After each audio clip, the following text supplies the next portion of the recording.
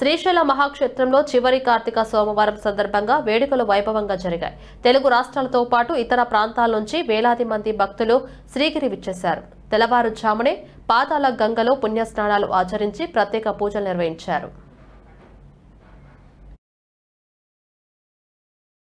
కార్తీక చివరి సోమవారం కావడంతో మల్లన్న ఆలయానికి భక్తులతో కిక్కిరిసిపోయింది.